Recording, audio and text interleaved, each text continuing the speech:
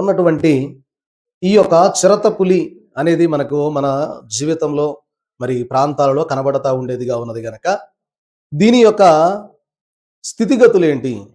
దానికి ఏముంటది అంటే అసూయ, పగ, కోపం. ఈ మూడిటికి సాదృశ్యంగా ఈ యొక్క జీవిని ఈ భక్తుడు తీసుకున్నట్లుగా మనం చూస్తూ ఉన్నాం. ఏంటి అంటే దీనికి సంబంధించినటువంటి విషయం ఏంటి అంటే ఈ యొక్క చిరతపులి అనేది ఇది బహుభయంకరమైనట్టి క్రూరమైనట్టి జంతువు. దీనికి ఏంటి అంటే ఒకటి అసూయ, రెండవది పగ, మూడవది కోపం. అంటే మానవుని యొక్క జీవితంలో మానవుని యొక్క హృదయములో ఇర్మియా గారు అన్నట్లుగా హృదయము ఘోరమైన వ్యాధి కలిగినది. కాబట్టి ఈ యొక్క మానవుని యొక్క హృదయములో ఉండకూడనటువంటి ఒక పాప లక్షణం ఏంటి అంటే అది అసూయ, కోపము, పగ. చూడండి ప్రియమైన వారలరా, ఇది ఈ యొక్క పాపములకు సాదృశ్యముగా మానవుని హృదయంలో మనకు కనబడతా ఉన్నది. అయితే చూడండి ఇది ఎలాగా అంటే ఈ యొక్క కోపం అనేదంట మానవుని ఎదుటి మానవుని చంపివేసే అంత భయంకరమైనటువంటి పాపము ఈ కోపము అన్నారు. ఏమండి ఎలాంటి కోపం అంటే వేరొక మానవుణ్ణి చంపివేయడానికి ఉపయోగపడే ఒక పాప లక్షణం ఏంటి అంటే భయంకరమైనటువంటి కోపము. కాబట్టి ప్రియమైన వారలరా, ఇక్కడ భక్తుడు తెలియజేస్తూ ఉన్నట్లుగా ఏంటి అంటే ఈ క్రూరమైనటువంటి కోపము కలిగినటువంటి మానవుడు తనను తాను స్వాధీనపరుచుకోలేడు అని సెలవిస్తా ఉన్నాడు. ఏం చేయలేడంట? తనను తాను స్వాధీనపరుచుకోలేడు. చూడండి, ఎవరికైనా బాగా కోపం వచ్చిందనుకోండి, ఆ మానవుడు తనను తాను స్వాధీనం చేసుకోవడం చాలా కష్టం.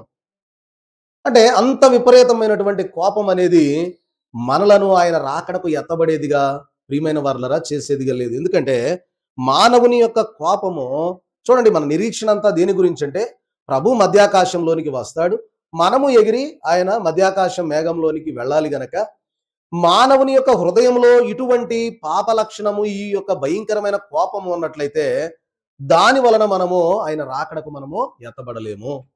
కాబట్టి మానవుని యొక్క హృదయంలో ఉండేటటువంటి ఇటు భయంకరమైన లక్షణాన్ని మనము ఏం చేయాలా? ఉంచుకోవాలా, తీసేసుకోవాలా? తీసివేయాలి. మంచి మాట.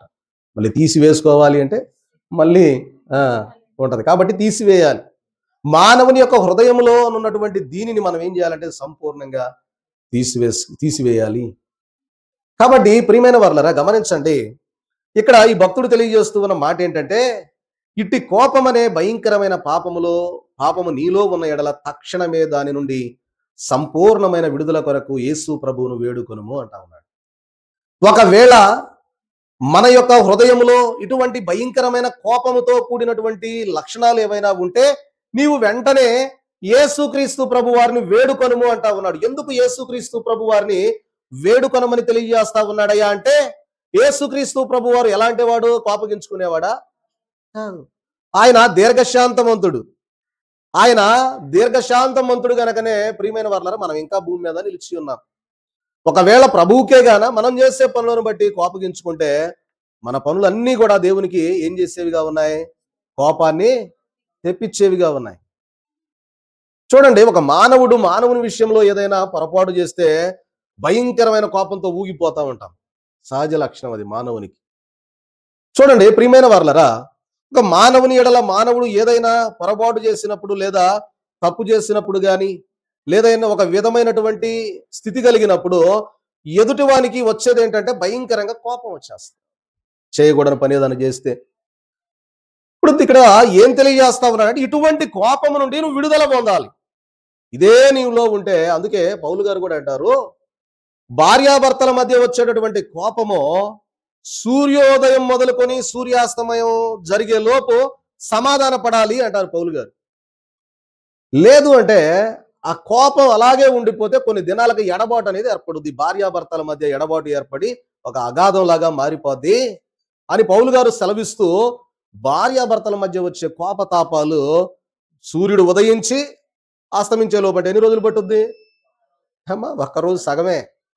ఉదయం 6 గంటలకు సూర్యుడు ఉదయించాడు అనుకోండి, 6 గంటలకు అస్తమిస్తాడు. అంటే సమయం ఎంత? 12 గంటలు. ఈ 12 గంటలలో నేను నీ హృదయంలో పశ్చాత్తాపడాలి. అయ్యో నేను అనవసరంగా కోపపడ్డానే, ఏదో తెలుసో తెలియకో తొందరపడ్డారు అని చెప్పి ఆ యొక్క హృదయము కలిగి ఉంటే తప్ప కుటుంబాన్ని కట్టుకోలేము అని పౌలు గారు సెలవిస్తా ఉన్నారు. అయితే దేవుడు దీర్ఘశాంతమంతుడు గనకనే మనము చేసినటువంటి పాపక్రియలను బట్టి ఆయన మనల్ని నాశనం చేయవలసింది, కానీ దేవుడు నాశనం చేస్తున్నా ఉన్నాడా అమ్మా? కాబట్టి ఆయన దీర్ఘశాంతమంతుడై ఉండటం వల్ల మనము చేసినటువంటి ప్రతి పని విషయంలో కూడా చూసి చూసి చూసి చూద్దాం అని చెప్పి ఇంకా ఆయన దీర్ఘశాంతము కలిగి ఇంకా కొంతకాలం చూద్దాములే అని విడిచిపెట్టడాన్ని బట్టి మన యొక్క ఆటలు సాగుతా ఉన్నాయి. కానీ మానవుడులాగా ఆయన కూడా స్పందించాడు అనుకోండి, ఏమండి, ఇప్పుడు అది తినకూడదురా అని చెప్పాము, తీసుకొని తిన్నాడు అనుకోండి పిల్లోడు, ఎమ్మటే ఏమొస్తుంది? కోపం వచ్చిందో రాదా? పెట 4 బీకి అవతల పడేస్తారు తర్వాత సంగతి. మరి దేవుడు కూడా పెట బీగటం మొదలు పెట్టాడు అనుకోండి, మన పరిస్థితి ఏంది? రోజు దెబ్బలు తింటమే, అవునా కాదా? అంతే. కాబట్టి ఆయన దీర్ఘశాంతమంతుడు గనక అది తినకూడదని చెప్పినా తిన్నాడు, సరే అని చెప్పి ప్రియమైన వారలారా ఆయన దెబ్బ కొట్టకుండా మనల్ని కాపాడుతా ఉన్నాడు. చూడండి ప్రియమైన వారలారా, మీరు జ్ఞాపకం చేసుకుంటే కీర్తనాకారుడు 37వ కీర్తన 8వ వచనంలో ఒక మాట అంటాడు. చూడండి, కీర్తనల గ్రంథం 37వ కీర్తన చదువుతారా? 8వ వచనం. కీర్తనల గ్రంథం 37వ కీర్తన చదువు. కోపము మానుము, ఆగ్రహము విడిచిపెట్టుము, వ్యసన పడకుము, అది కీడుకే కారణము. ఏమంటా ఉన్నారయ్యా అంటే, కోపము మానుము, ఆగ్రహము విడిచిపెట్టుము, వ్యసన పడకము, అది కీడుకే కారణం. కాబట్టి ఇక్కడ ఏమంటా ఉన్నారంటే, ప్రియమైన వారు, భక్తుడైనటువంటి కీర్తనాకారుడు అంటూ ఉన్నాడు, కోపాన్ని మానుకో. దేన్ని విడిచిపెట్టాలి అంటే ఆగ్రహాన్ని విడిచిపెట్టు. ఊరక ఏదైనా సందర్భం జరగానే దానికి నువ్వు ఆగ్రహపడిపోవద్దు, అంటే నువ్వు వ్యసన పడిపోవద్దు, కోపపడవద్దు, అవన్నీ విడిచిపెట్టాలి. వ్యసన పడవద్దు. వ్యసనము దేనికి కారణం అంటా ఉన్నాడు? కీడుకే కారణం. చూడండి, కొన్ని సందర్భాల్లో మనం మాట్లాడుకుంటే ఊరకవాడి వ్యసన పడతా ఉంటాడండి. ఆ వ్యసన పడడం అనేది దేనికి కారణం అవుతుందంట? కీడుకే కారణం అవుద్ది గనక వ్యసన పడవద్దు అని తెలియజేస్తా ఉన్నాడు. ఆ మాటలు అర్థమవుతున్నాయా? మరణాత. చూడండి, సామెతల గ్రంథంలో కూడా 27వ సామెతల గ్రంథం 27వ అధ్యాయం 3-4 వచనాల్లో మనం చూస్తే, సామెతల గ్రంథం 27:3-4 వచనాలు చూద్దాం. రాయి బరువు, ఇసుక భారము, మూడుని కోపము, ఆరింటికంటే బరువు. తర్వాత 4వ వచనము, క్రోధము క్రూరమైనది, కోపము వరద వలె పొర్లున్నది, రోషము ఎదుట ఎవడో నిలవగలడు. చూడండి, ఇక్కడ భక్తుడైనటువంటి జ్ఞాని అయినటువంటి సొలొమోను గారు అంత జ్ఞానము కలిగి అంత తరచి చూసి రాసినటువంటి పుస్తకాలు సామెతల గ్రంథం, పరమగీతం, ప్రియమైన వారలారా మరొకటి ప్రసంగి. ఈ సామెతల గ్రంథంలో జ్ఞానము కలిగినటువంటి సొలొమోను గారు రాస్తూ ఉన్న మాట ఏంటి అంటే, రాయి బరువు, ఇసుక భారము, మూడుని యొక్క కోపము, ఈ రెండిటికంటే భారం అంటున్నాడు. ఈ రెండిటికంటే బరువు. చూడండి, రాయి బరువైందే, ఇసుక కూడా బరువైందే, భారము కలిగినదే. ప్రియమైన వారలారా, అయితే మూడుని యొక్క కోపము ఈ రెండిటికంటే కూడా బరువైనది. కాబట్టి మూడుని యొక్క కోపము బరువైనది గనక ప్రియమైన వారలారా, అటువంటి కోప చిత్తుని దగ్గరకు వెళ్ళవద్దు. ఒకవేళ నీలో ఏమైనా ఇటువంటి మూడునిలాగా ఉంటూ ఉన్నావేమో సరి చేసుకో అని సామెతల గ్రంథంలో సొలొమోను గారు చెప్తా ఉన్నారు. ఒకవేళ నువ్వు మూడుని వలె ఉంటా ఉన్నావా?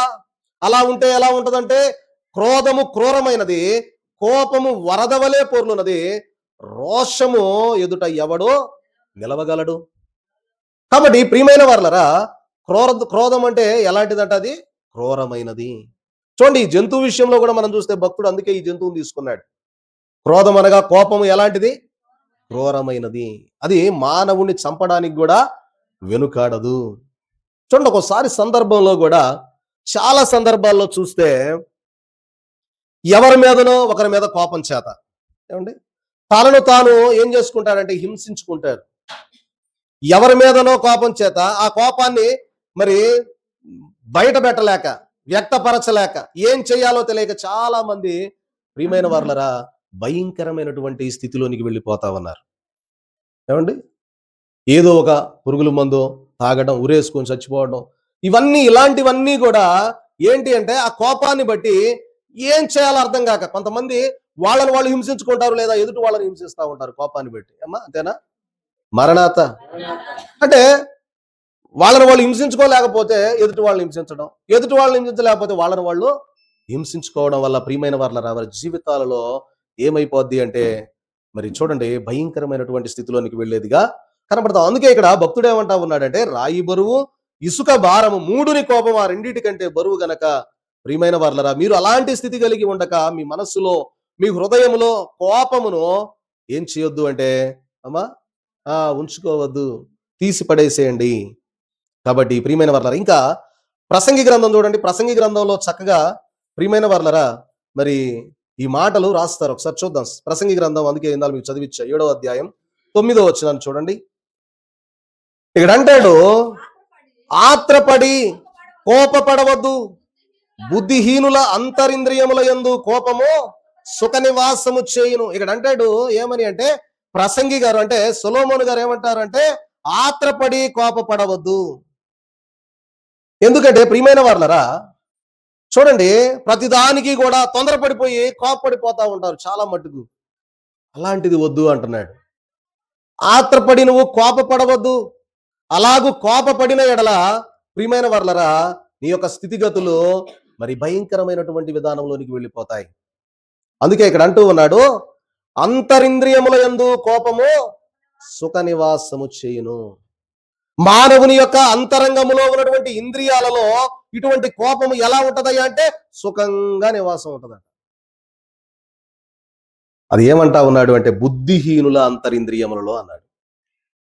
బుద్ధిహీనుల యొక్క అంతరింద్రియాలలో ఈ కోపం ఎలా ఉంటది అంటే సుఖంగా నివాసం చేస్తుంది. అంటే కష్టపడాల్సిన పని లేదు. అమ్మో ఇడేమన్నా అంటాడేమో, నేను బయటికి పోవాలేమో అనుకోదు ఇక కోపం. ఎందుకంటే బుద్ధిహీనుడు గనక తన యొక్క అంతరంగంలో అది ఎలా ఉంటది అంటే హాయిగా పర్వాలేదు, మనం ఇంట్లో నివాసం ఉండొచ్చు, ఈమెలో నివాసం ఉండొచ్చు అనేటటువంటిది ప్రియమైన వారలరా అది అలాగూ కలిగి ఉండి మానవుని యొక్క పతనానికి కారణమయ్యేదిగా ఉంటా ఉన్నది. చూడండి ఇయే మాటలు సామెతల గ్రంథంలో కూడా ప్రసంగి మరి సొలొమోను గారు రాస్తూ 16వ అధ్యాయము 32వ వచనంలో చూస్తే ఇక్కడ అంటాడు, పరాక్రమశాలి కంటే దీర్ఘశాంతము గలవాడు శ్రేష్ఠుడు, పట్టణము పట్టుకొని వాని కంటే తన మనస్సును స్వాధీనపరుచుకుని వాడు శ్రేష్ఠుడు. ఇదిగో నేను పరాక్రమశాలిని, నేను బలవంతుడను, నేను ధైర్యవంతుడను అని ఒకవేళ నీవు ఉంచుకుంటా ఉంటే, బలముని చూపించుకుంటా ఉంటే ప్రియమైన వారలారా దానికంటే సొలొమోను గారు ఏమంటా ఉన్నారంటే నీ బలము కంటే,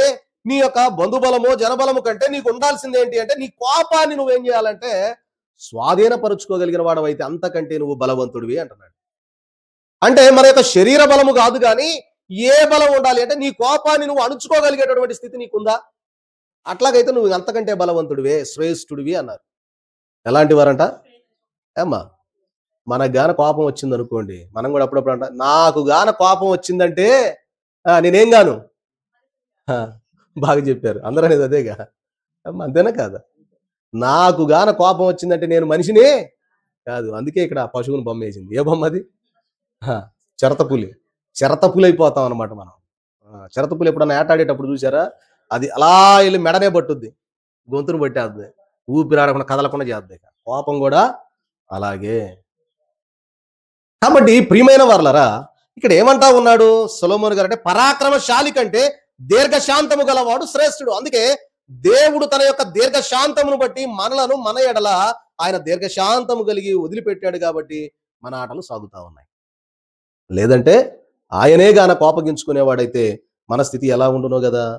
కాబట్టి ఇక్కడ అంటా ఉన్నాడు, పట్టణము పట్టుకొని వాని కంటే తన మనస్సును స్వాధీనపరుచుకొని వాడు శ్రేష్ఠుడు అంటా ఉన్నాడు. ఓ ప్రియ విశ్వాసి, దేవుడు సెలవిస్తూ ఉన్న మాట సొలొమోను గారి ద్వారా అంటూ ఉన్నటువంటి మాట ఏమిటంటే, ఇదిగో ఒక కత్తి తీసుకొని నువ్వు వెళ్ళి రాజ్యమును స్వాధీనపరుచుకున్నట కంటే, యుద్ధము చేసి నీవు ఒక రాజ్యాన్ని స్వాధీనపరుచుకున్నట కంటే దేన్ని స్వాధీనపరుచుకోవాలా? తన మనస్సును స్వాధీనపరుచుకుని వాడు శ్రేష్ఠుడు. అంటే తన కోపాన్ని తగ్గించుకోగలిగేవాడై ఉండాలా, తన కోపాన్ని నెమ్మదించుకోగలిగేవాడై ఉండాలా. అటువంటి వాడు ప్రియమైన వారలరా అటువంటి పాపాన్ని తీసివేసుకోగలిగితే రాకడలో ఎత్తబడడానికి మనకు ఒక అవకాశం ఉంటుందా ఉండదా? అది మంచిది. కాబట్టి ప్రియమైన వారలరా, జ్ఞాపకం చేసుకుంటే మరొక వాక్యం కూడా చూస్తే సామెతల గ్రంథంలోనే 17:14 చూస్తే చూడండి, కలహారంభము నీటి గట్టున పుట్టు ఓట. చదవండి, కలహారంభము నీటి గట్టున పుట్టు ఓట, వివాదము అధికము కాక మునిపే దాని విడిచిపెట్టుము అంటా ఉన్నాడు. చూడండి, ఇక్కడ ఏమంటా ఉన్నారు అంటే సొలొమోను గారే. ఎందుకంటే ఈయన మహాజ్ఞాని గనక ఆ యొక్క విధానం అంతా కూడా ఆయన తరచి తరచి చూసి ఆ జ్ఞానాన్ని బట్టి రాసినటువంటి మాట ఏమిటి అంటే, ఇవన్నీ కూడా సొలొమోను గారు రాసిన మాటలే. కలహారంభము నీటి గట్టున పుట్టు ఓట వంటిది. నీరు వెళ్తా ఉందనుకోండి, ఆ గట్టమ్మటే నీరు ఊరుద్దా లేదా? ఊరుద్ది. కాబట్టి ఇక్కడ ఏమంటా ఉన్నారంటే, కలహము అనగా ఎక్కడైతే గొడవ గాని ఏదైనా ఎక్కడ ఆరంభం అవుద్ది అంటే, ప్రియమైన వారలారా, ఆ నీటి గట్టున పుట్టే ఓటలాగా అది ప్రారంభం అవుద్ది. మొదట ఎలా ప్రారంభం అవుద్దంటే, ఓట కొద్దిగా ఓట స్టార్ట్ అవుద్ది. ఆ ఓటను బట్టి ఆటోమేటిక్గా తర్వాతగా అది ఒక పెద్ద కాలువలాగే పారేదిగా మారిపోద్ది. కాబట్టి ఇక్కడ సొలొమోను గారు అంటున్న మాట ఏంటంటే, కలహారంభము నీటి గట్టున పుట్టే ఓట వంటిది, జాగ్రత్త.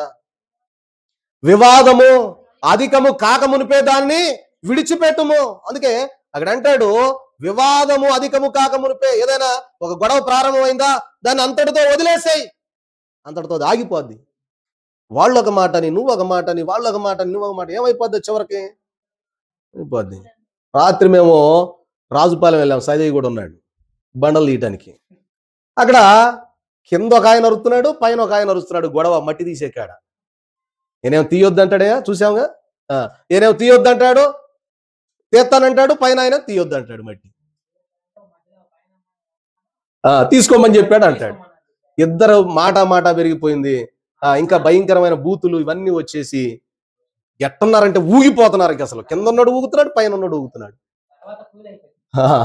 కాసేపటికి మళ్ళీ ప్రశాంతంగా మట్టి తీసింది లేదు, పోడలేదు, ఎటుళ్ళట్టు వెళ్ళిపోయారు. నేను అనుకున్న పొరపాటున ఆ పైన ఉన్న వ్యక్తి కిందకి దిగటం కానీ ఈయన పైకి ఎక్కడం జరిగితే ఏమయ్యేది? ఇద్దరు కొట్టుకోవటమే అయ్యేది. మేమేదో రాళ్ళు తెద్దామని పోయాం. అక్కడ కాస్త 10 నిమిషాలు ఇదే సరిపోయింది మాకు. అది పావు గంటలోనే పని అయిపోయింది, కానీ ఇదే కాసేపు పట్టింది. కాబట్టి ప్రియమైన వారలరా, అంటే అది అధికము కాక మునిపే జ్ఞానము కలిగి యుక్తి కలిగి చేయాల్సింది ఏంటంటే, దాన్ని అంతటితో విడిచిపెట్టడమే శ్రేయస్కరమైనది అని సొలొమోను భక్తుడు తెలియజేస్తా ఉన్నాడు. వివాదాన్ని రేపుకోవద్దు, అది పెద్దగా భయంకరంగా తయారైపోయి మన జీవితాలను భయంకరమైనటువంటి స్థితిలోనికి నడిపించేదిగా ఉంటది. కాబట్టి జాగ్రత్త అని ప్రియమైన వారలారా, అటువంటి కలహము, కోపము, క్రోధం అనేది మానవుని యొక్క హృదయములో ఉండకూడదు అని బైబిల్ గ్రంథం స్పష్టంగా తెలియజేస్తూ ఉన్నట్లుగా మనం చూస్తూ ఉన్నాం. అలాగుననే మరి సామెతల గ్రంథంలోనే 14వ అధ్యాయము 29వ వచనం చూడండి ఒకసారి. సామెతల గ్రంథం 14:29. దీర్ఘశాంతము గలవాడు మహా వివేకి, ముంగోపి మూఢత్వమును బహుమానముగా పొందును. చూసారా, ఇక్కడ ఏమంటా ఉన్నాడంటే, దీర్ఘశాంతము గలవాడు ఎలా ఉంటాడంట? మహా వివేకి. కాబట్టి దీర్ఘశాంతము కలిగినటువంటి వ్యక్తి ఎలా ఉంటాడంటే, ప్రియమైన వారలారా చూడండి, ఏమంటా ఉన్నాడంటే వివేకి. అలా ఉంటాడు. జరుగుతుందనుకోండి, సరే సరే సరే సరేలే కానీ అంటుంటాడు. అంటే ప్రియమైన వారలారా, మూఢుడు ఎలా ఉంటాడంటే, ముంగోపి మూఢత్వమును బహుమానంగా పొందును. కాబట్టి మూఢుడు అయిన వ్యక్తి ఎలా ఉంటాడయ్యా అంటే, తన యొక్క మూఢత్వాన్ని బహుమానంగా పొందుకున్నవాడు. అర్థమవుతుందా? మరణాత. కాబట్టి మన జీవితాలలో కూడా మనము చేయవలసింది, ప్రభు మనకు తెలియజేస్తూ ఉన్నది ఏంటంటే, ఒకవేళ మీరు కూడా ఇదే స్థితిలో గాన ఉన్నట్లయితే, ఈ యొక్క అసూయ, పగ, కోపం అనే వాటిలో గాన మీరు ఉన్నట్లయితే, వాటి నుండి మీరు విడుదల పొంది ప్రియమైన వారలారా మరి ఆ యొక్క మహిమరాకడకు ఆయత్తపడాలని తెలియజేస్తూ ఉన్నాడు. అలాగనే మరొక మాట ఏమంటాడంటే, ఈ భక్తుడు ఈ పగ తీర్చుకునే స్వభావం అంట పాప హృదయానికి భలే మధురంగా ఉంటుందని రాశారు. అంటే పగ తీర్చుకునే స్వభావం పాపి యొక్క హృదయానికి ఎలా ఉంటుందంట? భలే మధురంగా ఉంటుందంట. ఎందుకు ఆ మాట అన్నాడు ఏమండి?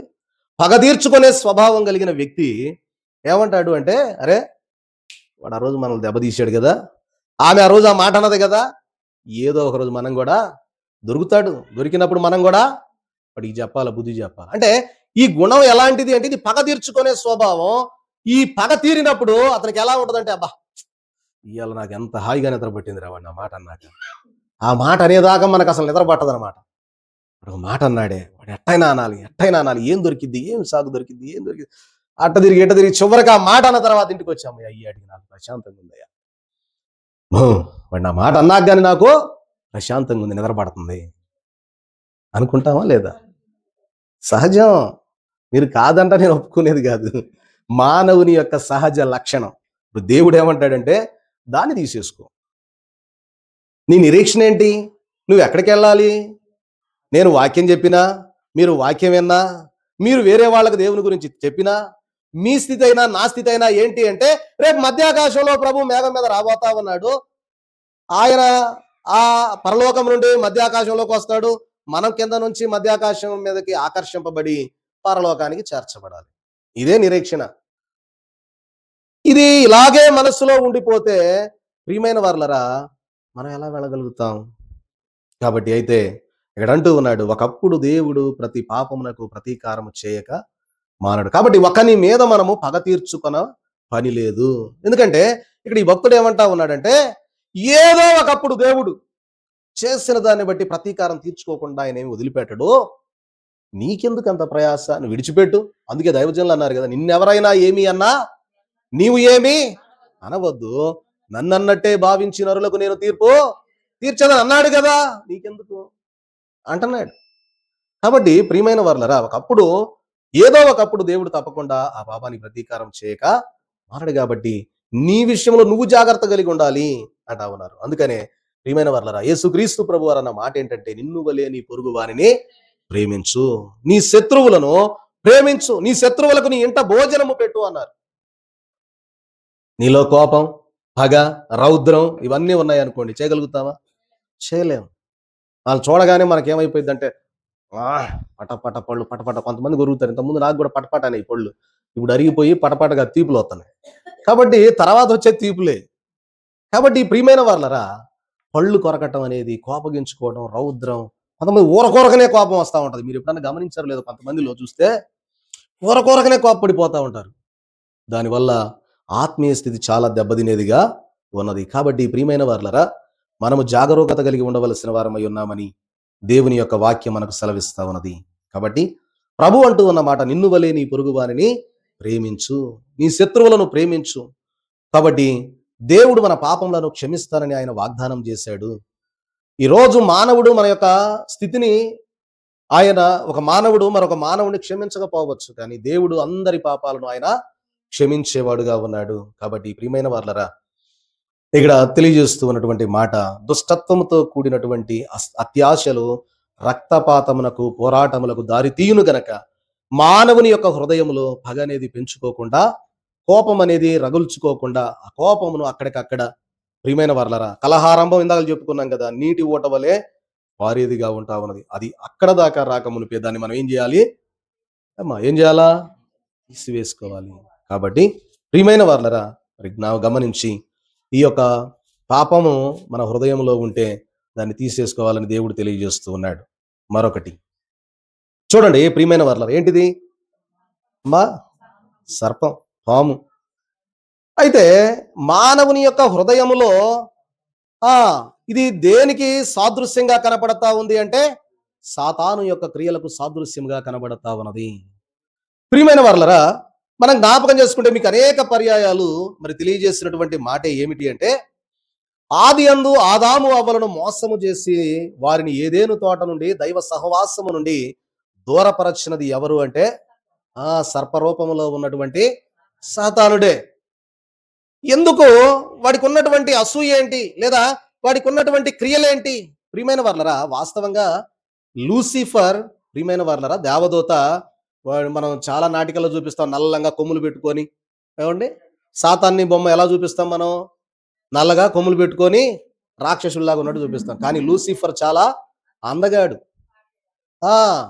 కాబట్టి దేవుని సన్నిధిలో నిత్యము కూడా ప్రియమైన వారలారా గానములు చేస్తూ దేవునికి కింద భాగంలో ఉండేవాడు పై భాగంలోనికి వెళ్ళాలనుకున్నాడు. అందువల్ల దేవుడు ఏం చేశాడంటే సాతాన్ని కిందకు తోసివేశాడు. ఇప్పుడు వాడు వచ్చి ఏం చేస్తాడంటే, అతని ఆలోచన ఏంటంటే,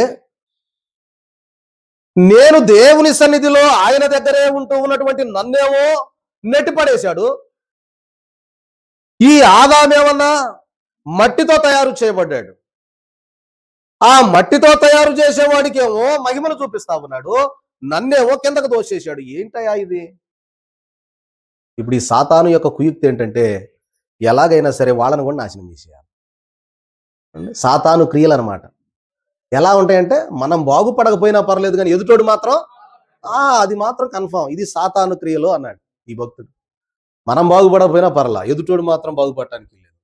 ఎక్కడ ఎవరైనా కారు కొనుక్కున్నా పర్లేదు, మన ఇంటి పక్కన కారు కొన్నాడా అయిపోయింది. ఇక మనలో వచ్చేస్తుంది. ఇక అది అమ్మా, ఎక్కడో ఎంతోమంది కార్లు కొనుక్కుంటారు, కానీ మన ఇంటి పక్కడు కారు కొన్నాడు అనుకోండి, మనకేముంటది? వీడికి ఇంత కారు వచ్చేసింది, కారు కొన్నాడు అని అన్ని వచ్చేస్తుంది ఆటోమేటిక్గా. ఇప్పుడు ఇతనికి ఏంటంటే, సాతానుకు కూడా ఉన్నటువంటి విధానం ఏంటంటే, దేవుని సింహాసనం దగ్గర ఉన్నటువంటి నన్ను తోసేశాడు, దగ్గరకు రావద్దు అంటున్నాడు. ఆదామునేమన్నా మట్టితో తయారు చేశాడు. ఆ మట్టితో తయారు చేసినటువంటి ఆదామును తీసుకొచ్చుకొని పక్కన కూర్చోబెట్టుకోవాలనుకుంటా ఉన్నాడు. ఎలాగైనా సరే ఆదామును మాత్రం దగ్గరకు రానియడానికి లేదు. అది సాతాను కుయుక్తి, సాతాను యొక్క ఆలోచన. కాబట్టి ప్రియమైన వారలారా, ఎప్పుడైతే ఆ కుయుక్తి కలిగి ఉన్నాడో, దేవుడు ప్రతి చల్లబోట వచ్చి ఆదాము అవ్వలతో వచ్చి, ఏమ్మా బాగున్నారా, ఇందాక నేను అడిగినట్టుగా ప్రభు మిమ్మల్ని అడిగాడు అనుకోండి, ఏమంటారు? బాగానే ఉన్నామయ్యా అంటారు. కానీ ఏం బాగులేయ్యా మా బాగు అంటారా? అన్నారు అనుకోండి, తదాస్తు అంటాడు. ఏమంటాడు? ఆమేన్, తదాస్తు, కానీ ఎలాగే కానీ అంటాడు. కాబట్టి ఈ ఆదాము గారి దగ్గరకు ప్రియమైన వర్లరా, దేవుడు ప్రతి చల్లబోట వచ్చి వెళతా ఉన్నటువంటి తరుణంలో ఒకరోజు సాతానుడు ఎంట్రీ ఇచ్చాడు. ఇచ్చి, అసలు మీకు బుద్ధి ఉందా? అసలు ఇది నిజమా? మీకు తెలుసా? ఈ చెట్టు పండు తినొద్దని దేవుడు మీకు చెప్పాడా? అసలు తిక్కలోళ్ళలాగా ఉన్నారు, ఈ చెట్టు పండు తింటే మీరు దేవదూతలు అవుతారు అని చెప్పాడు. ఇదంతా కూడా మనం ఇంతకుముందు చెప్పుకున్నాం. ఎందుకు ఈ మాట చెప్తా ఉన్నానంటే, ఈ యొక్క లూసిఫర్ అనే దేవదూత పోగొట్టుకున్నటువంటి మహిమ వాడికి దక్కలేదు గనక, ఆ మొట్టమొదటి మానవుడైనటువంటి ఆదాము అవ్వలు దేవుడు వాళ్ళను చేసుకున్నాడు గనక వాళ్ళకు కూడా దక్కడానికి లేదు. దేవుడు వాళ్ళని ప్రేమిస్తున్నాడు గనక వాళ్ళని దక్కడానికి లేదు. చూడండి ప్రియమైన వారలారా, ఇవన్నీ కూడా సాతాను యొక్క కుయుక్తి చేష్టలు, సాతాను యొక్క ఆలోచనలు. అలాంటివి మన మనస్సులో ఉండకూడదు అని తెలియజేస్తా ఉన్నాడు. చివరికి ఏం చేశాడంటే, ప్రియమైన వారలారా, వచ్చాడు, ఎలాగన్నా కానీ ఆదామును పడేయాలనుకున్నాడు, పడేశాడు. వాడి యొక్క పని సంపూర్ణమైందా లేదా? చేసేసాడు, అయిపోయింది. సింపుల్గా ఒక్క మాట అన్నాడు, ఇది నిజమా అన్నాడు, అంతే. ఇది నిజమా అనగానే ఎమ్మటి ఆలోచన మొదలైపోయింది, ఇది నిజమా కాదా? దేవుడు మనతో అబద్ధం చెప్పాడేమో. దేవుడు మనకు అబద్ధం చెప్పేశాడు. ఏమని అంటే, ఇదిగో ఇది మీరు తినకూడదు అన్నారు, చచ్చిపోతారన్నాడు. ఈ సాతాను ఏమంటా ఉన్నాడంటే, ఇది దినదినమున మీరు శుభ్రంగా దేవదూతలు అయిపోతారు, దేవునితో ఉంటారు అనేట్టు అంటున్నాడు. దేవుడు ఎంత పని చేశాడండి అసలు మనల్ని భలే మోసం చేశాడు దేవుడు. సాతానుడు ఎంత మంచోడు, మన స్నేహితుడు. ఏం చెప్పిన మాటే మనం వినాలని చెప్పి ఆ పండు తిన్నారు. ఏమైపోయారు? పండు తినంగానే ఏదేను తోట నుండి దేవుడు వాళ్ళని బయటకు పంపించేశాడు. కాబట్టి ప్రియమైన వారలారా, ఆదాము అవ్వలను దైవ సన్నిధి నుండి దూరపరచాలనుకున్నాడు, దూరం చేసేసాడు. కాబట్టి ప్రియమైన వారలారా, మన జీవితాలలో కూడా మనము కూడా దేవుని మాట కంటే, చూడండి, లోకములో ఉన్నటువంటి మాటలే మనం ఎక్కువ వింటాం. ఎప్పుడు కూడా బైబిల్ చదవవు, దేవుడు ఏం చెప్తున్నాడో చూడవు, దేవుని వాక్యం ఏం చెప్తుందో చూడవు. మనం ఏదో ఒకటి మనం చూసాంగా, తాంత్రిక విద్య సోది చెప్పించుకోవటం, వాళ్ళు ఏం చెబుతారో వీళ్ళు ఏం చెబుతారో, వాళ్ళ దగ్గర ఏముంటుంది, వీళ్ళ దగ్గర ఏముంటుంది, వాళ్ళు ఏం చెప్తారు, వీళ్ళు ఏం చెబుతారు, వాళ్ళు నీ వీక్నెస్ని బట్టి చెప్పేస్తారు. కాబట్టి అలాంటివి కాక దేవుని యొక్క వాక్యాన్ని హృదయాల్లోకి రానిస్తే దేవుడు మనలను బాగు చేస్తాడు. కాబట్టి ఆదాము అవ్వలలో దైవ సాన్నిధ్యం నుండి దూరపరిచేశాడు. కాబట్టి ఇటు సాతాను స్వభావమే ప్రియమైన వారలారా నేటి దినాల్లో అనేక హృదయాలలో పని చేస్తా ఉంది అని రాశాడు ఈ భక్తుడు. ఇలాగా ఈ యొక్క సాతాను స్వభావాన్ని బట్టి చూడండి, ఆదాము అవ్వలను దైవ సాన్నిధ్యం నుండి దూరం చేశాడు. అలాగే ప్రియమైన వారలారా, వారిలో సంతోషము, సమాధానము, సుఖజీవనము చూసి చూడండి ఓర్వలేకపోయాడు. చూడండి, నేటి దినాలలో కూడా చూస్తే చాలా మట్టుకు కొన్ని సందర్భాల్లో చూస్తే ఎవరైనా బాగా చక్కగా ఉంటున్నారంటే ప్రియమైన వారలారా, వెంటనే వారిలోనికి ఆ సాతాను తలంపులు, ప్రేరేపణలు వచ్చేస్తూ ఉంటాయి. మంచిగా ఉంటే చూసి వారవలేరు. ఎవడైనా పెళ్లి కానోడికి పెళ్లి కుదిరింది అనుకోండి, పాపం ఎన్నాళ్ళ బట్టి పెళ్లి కావట్లేదు, వాడికి పెళ్లి కుదిరింది. కొంతమంది కుయుక్తి అనమాట. ఏం చేస్తారంటే దాన్ని ఎట్టన్నా కానీ జడగొట్టాల.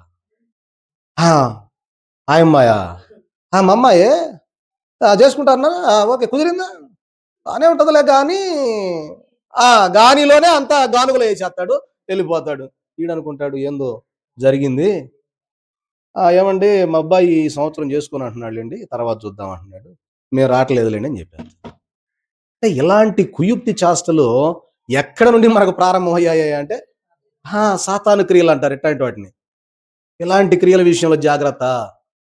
ఒకవేళ అలాంటివి ఏమైనా మన హృదయంలో ఉంటే లోకంలో సంగతి మనకు అవసరం లేదు. మన హృదయంలో ఒకవేళ ఎలాంటివి ఉన్నాయా మనం సరి చేసుకోవాలి, లేకపోతే రాకడకు ఏతబడలేము. కాబట్టి అందుకే అసూయ అనేది చాలా భయంకరమైంది. చూడండి, మొట్టమొదటి సంతానమైనటువంటి ఆదాము అవ్వలకు పుట్టిన కయ్యూను హేబేలు, వాళ్ళిద్దరి మధ్య ఏముంది? అన్నదమ్ములు. కయ్యూను హేబేలు. హేబేలు కానుక దేవుడు అంగీకరించాడు, కయ్యూను కానుక అంగీకరించలేదు. వెంటనే ఏమొచ్చేసింది హేబేలు కయ్యూనులో? అసూయ వచ్చేసింది. అసూయ, మా తమ్ముడు కదా, మా తమ్ముడు కానుక దేవుడు లక్ష్య పెట్టాడు, పోనీలే నన్ను కూడా ఏదో రోజు కరుణిస్తాడులే అనుకోలా, రాయి తీసుకొని వేసాడు నెత్తిన, దెబ్బ సచ్చూరుకున్నాడు. ఎవరు? హేబేలు గారు. చూడండి, అంటే కోపము ఎలాంటి స్థితికి, అసూయ ఎలాంటి స్థితికి దిగజారిపోయింది అంటే తన తమ్ముడి యొక్క అర్పణ అంగీకరించబడిందని తట్టుకోలేకపోయాడు అనమాట. అన్నదమ్ములు, బయటోళ్ళు కాదు. మొట్టమొదటి ఆదాము గారికి పుట్టిన మొట్టమొదటి కుమారుడు కయ్యూను, తర్వాత పుట్టిన హేబేలు. సాతాను ఎక్కడ ఒకవేళ కయ్యూను మరి లోకరక్షకుడిగా అయిపోతాడు, ఎందుకంటే ఆయన ఆదికాండం 3:15 స్త్రీ సంతానానికి నీ సంతానానికి వైరం కలగజేసేదను, అది నిన్ను మడ మీద కొట్టును, అది నీవు తల మీద కొట్టెదవు, మడ మీద ఖర్చదు అని ఏదైతే వాగ్దానం చేశాడో ఆ వాగ్దానం ఇప్పుడే ఎక్కడ నెరవేరుద్దు అనే ఉద్దేశంతో సాతాను కయ్యూని మీదకి ఎప్పుడైతే వచ్చాడో అసూయపరుడిగా మారిపోయి తన తమ్ముడైన హేబేలును చంపి హంతకుడిగా మారిపోయి దేశదిమ్మరిగా చేసేసాడు సాతానుడు. అయిపోయింది. అలాగే మన జీవితాలలో కూడా ఒకవేళ ఇటువంటి సాతాను క్రియలు, అంధకార సంబంధ క్రియలు జరిగించేవి ఏవైనా సాతానుకు ప్రేరేపణ కలిగించి మన హృదయంలోనికి వచ్చే స్థితి ఉంటే వాటిని ఈరోజు మనం సరి చేసుకొని ఆయన రాకడలో మనం ఎత్తబడగలిగే వారిగా ఉండాలని ఈ యొక్క మాటలు మనకు తెలియజేస్తూ ఉన్నాయి. కాబట్టి అసూయ ప్రియమైన వారలారా పేరు ప్రతిష్టలను కూడా చెడగొట్టేదిగా ఉంది. ఎవరికైనా మంచి సంపద ఉంది, బాగున్నాడు, అంతా బాగుంది అనుకోండి, యువతలో ఉన్నోడు చూసి అసూయ పడతా ఉంటారు, దానివల్ల ఏం ఉపయోగం ఉండదు. కానీ ప్రియమైన వారలారా అట్టి దాని వల్ల మనలను మనం పాడు చేసుకుంటాం. కానీ దేవుని దగ్గర మనం అడగవలసింది ప్రియమైన వారలారా, చూడండి, మనము అయ్యా ఇదిగో ఈ లోకములో నేను ఒకవేళ భేదరాలుగా ఉన్నా, పరలోకంలో నీ స్థితి, నీ అంతస్తులో నన్ను ఒక మంచి స్థానం ఇవ్వయా అని అడుగు, ఈ లోకంలో కూడా నేను దీవిస్తాడు. చాలా మట్టుకు నేటి దినాల్లో మనం ఏం కోరుకుంటా ఉన్నామంటే ఈ లోకంలో బాగుంటే చాలు, ఆ లోకం సంగతి తీసేయి ప్రభువా. ఇదే అందరి ప్రార్థన. చూడండి, ఎక్కడికి వెళ్ళినా మా గేదెలు బాగుండాలా, పొలాలు బాగుండాలా, పిల్లలు బాగుండాలా, పిల్లలకు ఉద్యోగం రావాలా, పిల్లలకు పెళ్లి కావాలా, పెళ్ళైన పిల్లకి పిల్లలు పుట్టాలా. మీకు అంతకుముందు కూడా చెప్పా, ధ్యాన మందిరం డ్యూటీలో ఉన్నప్పుడు కూడా చాలా మంది అదే అడుగుతా ఉంటే ముందు నేను చేసే ప్రార్థన, ముందు అసలు ఇలా పరలోక రాజ్యానికి చేరేటటువంటి ముందు ఆ జ్ఞానాన్ని దయచేయి ప్రభువా. అందుకే ప్రభు ఏమన్నాడు, మొదట నా రాజ్యమును నా నీతిని వెదకండి, ఆ తర్వాత అవన్నీ మీకు వస్తాయి. ఆ పైన లిస్టు చెప్పిన ఏదైతే ఉన్నాయో అవన్నీ తర్వాత వస్తాయి. ముందు నువ్వు వెతకాల్సింది ఏంటి అంటే ముందు ఆయన రాజ్యాన్ని నీతిని వెతకకపోతే నువ్వు ఎలా రాకడలో ఎత్తబడతావు. అందుకే మరి ప్రియమైన వారలారా దైవజనులు రాశారు కదా, నా రాకడకు ఎదురు చూడుము, నీ రాకడకు ఎదురు చూచును, నా రాకడకు ఎదురు చూడుము, నీ రాకడకు ఎదురు చూతును, నా రాకడయు నీ రాకడయు, నా రాకడయు నీ రాకడయు, నా రాకడలో ఒకటే అగును, నా రాకడలో ఒకటే అగును, మనోవిచారము కూడదు నీకు, మహిమ తలంపులే కావలెను. కాబట్టి ప్రియమైన వారలారా నా రాకడకు ఎదురు చూడుము, నీ రాకడకు నేను ఎదురు చూస్తాను. ప్రభు ఏమంటా ఉన్నారంటే, అబ్బాయి నా రాకడికి ఎదురు చూడు అబ్బాయి, నేను నీ రాకడికి ఎదురు చూస్తా. నా రాకడా నీ రాకడా నేను వచ్చే రాకడలో ఒకటే ఆగిపోద్ది. కాబట్టి నువ్వు నా రాకడకు, అందుకే దైవజనులు రాకడ ప్రార్థనలో ఏం రాశారు? ప్రతి వారు కూడా రాకడ ప్రార్థన, రాకడ తలంపు, రాకడ ధ్యానం లేకపోతే రాకడలో ఎత్తబడలేరు. కాబట్టి ఎప్పుడూ కూడా రాకడ ప్రార్థన, రాకడ తలంపు, రాకడ ధ్యానం కలిగి ఉండు, రాకడలో ఎత్తబడతావు అని సెలవిచ్చారు. చూడండి, మనలను రాకడలో ఎత్తబడకుండా విడిచిపెట్టేవాడు కాదు దేవుడు. ఎలాగైనా సరే మనలను ఏదో ఒక రీతిగా మనలను చక్కగా దారిలో పెట్టి మనలను ఆయన మహిమ రాకడకు ఆయత్తపరుచుకుంటారు. అందుకే దైవజనుల ఒక పాటలో కూడా, నేనిక సిద్ధంబోగా లేనని తెలిసినది నిరుకో గానన్ పరిశోధాత్మయే నాను, గానన్ పరిశోధాత్మయే నాను కడకు సిద్ధము చేసి కొనొను, కడకు సిద్ధము చేసి కొనొను వరగారాను నా యేసు వరగానే రామో తండ్రి. చూడండి, ప్రభు మనలను ఆయన రాకడలో ఎత్తబడకుండా విడిచిపెట్టేవాడు కానే కాదు. ఒకవేళ రాకడలో విడవబడితే అమ్మా మరణాత, అందరూ మెలుగుగానే ఉన్నారా? మెలకువగా ఉండండి ప్రియులారా, మీ మీద కీడున్నది ప్రియులారా, మెలకువగా ఉండండి ప్రియులారా, మీ మీద కీడున్నది ప్రియులారా. మెలకువగా లేకపోతే ఏముందంట? జాగ్రత్త, నిద్రపోబాకండి. నిద్రపోతే అమాంతం ఏ బలి పడ్డా కానీ ఏదో వచ్చి పడింది అనుకుంటారు. కాబట్టి జాగ్రత్త. రాకడలో విడవబడితే పరిస్థితి ఎలా ఉంటుందో రేపు చోటపపాయపాలెంలో చెబుతాం. మంగళవారం అందరూ వస్తే చోటపపాయపాలెంలో మరి అయ్యగారు సబ్ పెట్టారు కదా, ఒకవేళ రాకడలో విడవబడితే పరిస్థితి ఏంటి అక్కడ నేర్చుకుందాం. ముందు ఇప్పుడు రాకడలో ఎత్తబడేదానికి మన హృదయం సరి చేసుకోవాలి. అయితే చూడండి ప్రియమైన వారులరా, ఇక్కడ దైవజనులు కూడా రాకడ ప్రార్థనా స్తుతుల్లో రాస్తూ, పెద్ద పుస్తకంలో రాకడ ప్రార్థనా స్తుతుల్లో 23వ ప్రార్థనలో అయ్యగారు ఏమని రాశారంటే, ఒక గ్రామంలో చాలా కలహములు ఉండెను. ఒకరు జ్వరముతోనున్న తన కుమార్తెను చూచుటకు వచ్చి కలహముల యొక్క భయంకరమైన స్థితిని గూర్చి వినెను. ఈ కలహములలో తన కుమార్తెను అక్కడ ఉంచుట అపాయమని తలంచి తన ఇంటికి తీసుకొని పోయాను అని రాశారు. ఏమండి, తన తండ్రి కుమార్తెను చూడడానికి ఆ గ్రామానికి వెళ్ళాడు. వెళ్తే తన కుమార్తె జ్వరంతో బాధపడతా ఉంది. అయ్యో, జ్వరంతో బాధపడతా ఉన్న ఈ కుమార్తెను ఈ ఊళ్ళో ఇక్కడే విడిచిపెట్టి వెళ్ళడం మంచిది కాదని, అయ్యో అమ్మా బాగోలేదు కదా ఆరోగ్యం, ఏం పర్వాలేదు రా అని చెప్పి తీసుకొని వెళ్ళినట్లుగా. చూడండి, మనం కూడా మన అమ్మాయిని ఎక్కడన్నా ఊరన్నా ఇచ్చామనుకోండి, పెళ్లికి చేసి ఇచ్చామనుకోండి, అమ్మాయికి బాగోలేదు అనుకోండి, అమ్మా 4 రోజులు ఉండిపోదు కానీ రా, ఏం పర్వాలేదులే అని తీసుకొస్తామా తీసుకురామా? అల్లుడితోనే చెబుతాలే కానీ రా 4 రోజులు ఉండిపోదాం అని చెప్పి తీసుకొని వెళతాం.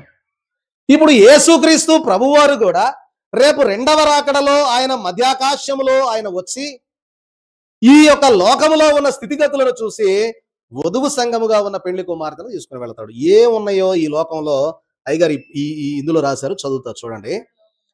ఇక్కడ రాసినటువంటి మాట, ఈ యొక్క అలాగున ఈ లోకము గత్తర లోకము, పాపలోకము, పాప ఫలితములున్న లోకము, అవస్థల లోకము, కరువుల లోకము, వ్యాధుల లోకము, విషపురుగుల లోకము, నిరీక్షణ లేని లోకము, మరణ లోకము, దయ్యముల లోకము, దయ్యములకు లోబడిన మనుషులున్న లోకము గనుక ప్రభువు మనలను మోక్ష మందిరమునకు తీసుకొని వెళ్ళుటకు శీఘ్రముగా వచ్చును. ఇదే 2వ రాకడ అన్నారు, అంటే ర్యాప్చర్ రాకడ. కాబట్టి తండ్రి కుమార్తెను తీసుకొని వెళ్ళినప్పుడు రాను అని చెప్పదు కదా, అలాగే మనము కూడా మేఘములోనికి రాము అని చెప్పకూడదు. ప్రభువా తండ్రి సిద్ధముగానున్నాను అని చెప్పవలెను. అందరికి పుట్టింటికి పోవాలంటే ఆశ ఉంటుందా ఉండదా? తండ్రి గాని తల్లి గాని వచ్చి ఏమ్మా పోదాం పుట్టింటికి పోదాంలే కానీ అని, నేను ఆల్రెడీ బ్యాగ్ చదివే పెట్టా, పోవటమే లేట్ అంటారు. అమ్మా అట్లానే ఇప్పుడు మనం ప్రభు దగ్గరకు చేరాలి. కాబట్టి ఈ లోకంలో ఉన్న స్థితిగతులను చూసి దేవుడు తన పెండ్లి కుమార్తెను ఈ లోకంలో ఉంచడం ఇష్టం లేక ఆయన రావడం. అందుకే దైవజనులు అన్నారు, ఆయన రాకడా మన రాకడ. బాగా చెప్పారు అయ్యగారు అన్నమాట. ఆయన ఎప్పుడు వస్తాడు, ఆయన రాకడ ఎప్పుడు వద్దాం, మన పోకడ కూడా అప్పుడే. కాబట్టి ఈ లోపు మనం ఏం చేయాలంటే సిద్ధపడాల, ఆయన రూపంలోకి మార్చబడాల. పాడుకుందాం. నా రూపాలవణ్యములో నీ రూపాలవణ్యములగును,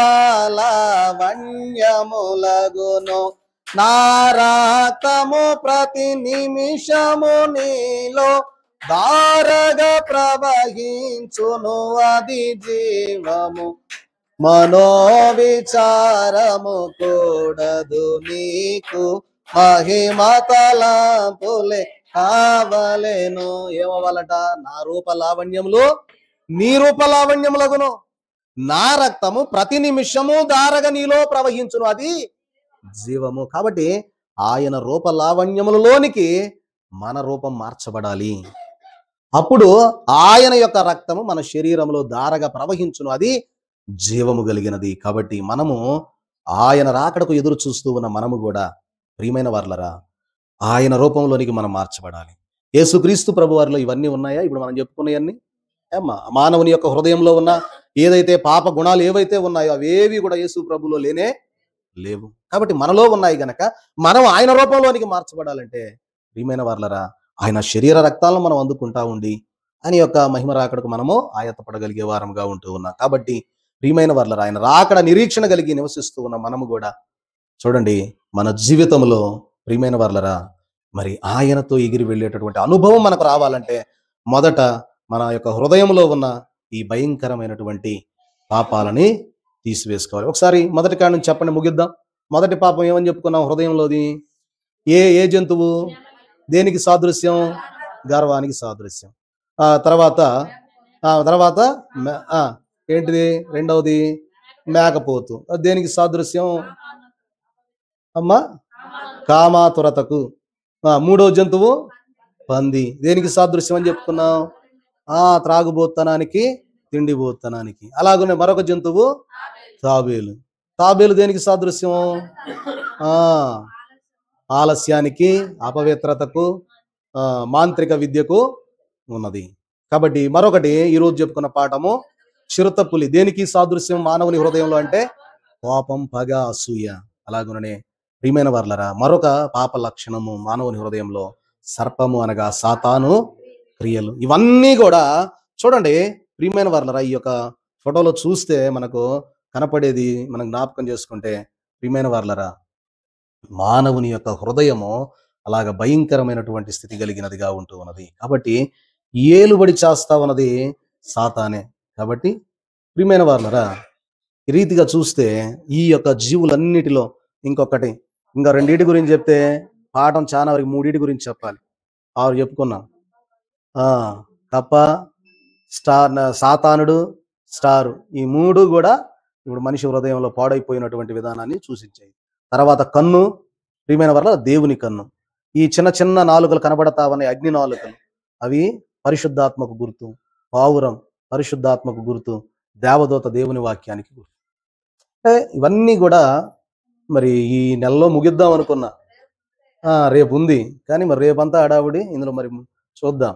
కనీసం క్రిస్మస్ కాలం అయిపోయే లోపన్నా మొత్తం 10 పటాలు. ఇప్పుడు నేను మీకు చెప్పింది ఒక పటమే, ఇదంతా ఒక పటమే, 4 వారాలు. అయితే వచ్చే పటాలన్నీ వీటి గురించి తెలుసుకున్నాం గనక వాటి యొక్క విధానం చాలా సింపుల్ గా ఉంటది గనక మరి ఇవన్నీ కూడా తెలుసుకొని ప్రియమైన వారలరా, మనము మరి ఆయన మహిమ రాకడకు ఎత్తబడాలి అంటే మరి రాకడ కాలంలో మనం ఉన్నాం గనక మనము ఆయన మహిమ రాకడకు సిద్ధపడగలిగేటటువంటి ధన్యత, దీవెన, ఆశీర్వాదము నేటి దిన వాక్కుల ద్వారా ప్రభు అందించి మనల్ని బలపరచును గాక.